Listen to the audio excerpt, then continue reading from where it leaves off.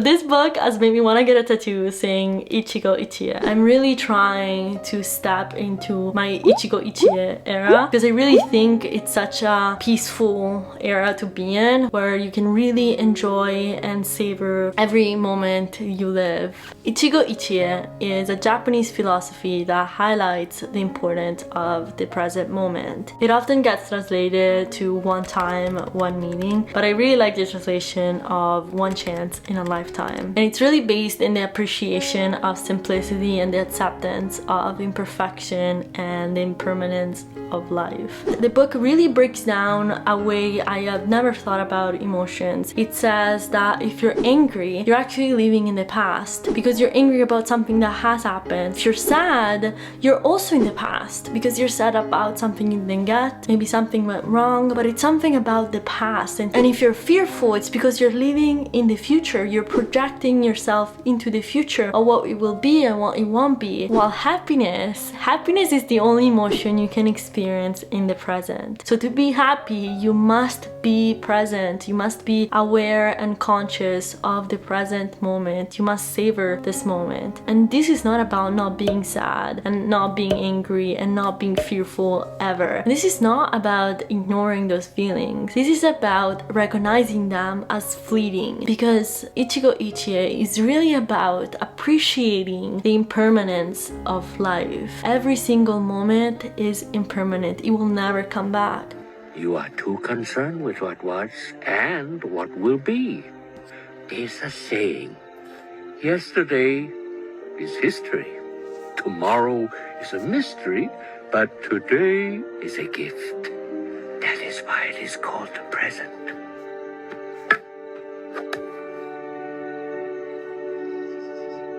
And I know life isn't easy, but there is this Buddhist concept of Duhkka, which is often translated as suffering. A lot of people preach that suffering is an inevitable part of life. However, what the Buddha says is that pain is inevitable. However, suffering is a choice. He has this famous metaphor of the second arrow. He says that if somebody shoots you an arrow, it will hurt. But if you get shot with a second arrow, it hurts even more. And he says that more often than not, we are the one who shoot the second arrow. We don't have control over a lot of things in life. But what we can control is what we do with that pain. We don't have to ruminate and suffer on it. Bring yourself back to the present and practice the Ichigo Ichie. Experience this moment because it's fleeting. It will go away. Just like the pain will go away, just like anger will go away, this moment will also go away. So really treasure whatever is going on. There's this saying that yes, we might only have one life, but one life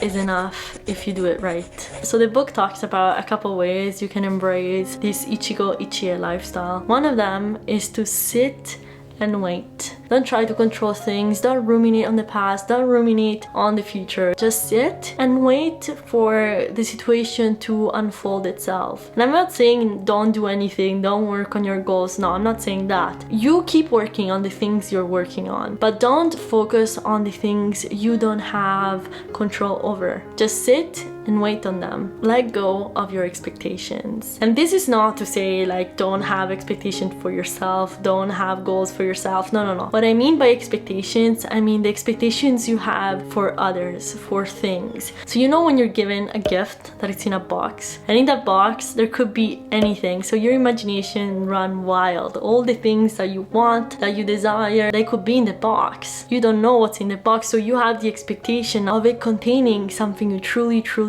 want. But then you open the box and it's a stupid pair of socks or whatever, a cream, I don't know, something that it's way below your expectations. And so you're very disappointed by the gift. And the only reason that pair of socks sucks, it's because you had the expectation for it to be something else. If you didn't have those expectations, then you wouldn't be sad that it's not what you actually wanted. And so this is what I mean by letting go of your expectation. Stop having expectation for somebody to do what you like. If you want something to do something for you, tell them. okay? Don't have the expectation that they'll know without you telling them. You know what I mean? Eliminate your expectations. I'm not saying to lower your standards. No. Communicate what you'd like people to do, but don't expect them to actually do it. You only have control on what you do. So the only way you can actually maybe influence them is by telling them what you want, you know?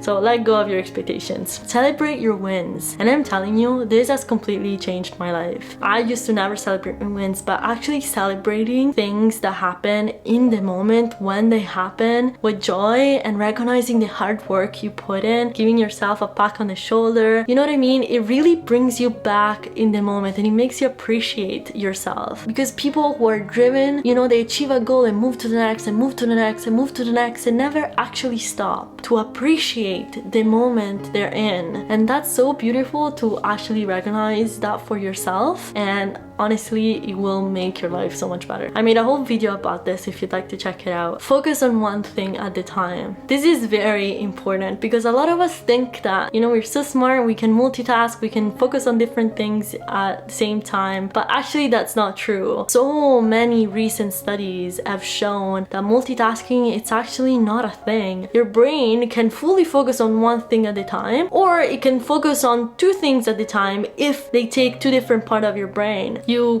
can, for example, do physical activity while you are listening to a book. You know, you can do those two things, but it's because they take two different parts of your brain. But you can't be answering emails and having a conversation and texting your friend all at the same time. You just can't. Your brain is not designed to do that. You can believe it or not, but that's what science says, and that is also what's gonna put you in the moment. By focusing and giving your all into one thing, you can enter a flow state. So I really hope you got something out of this Japanese philosophy of Ichigo Ichie. I hope you learned something, and I hope to see you next week.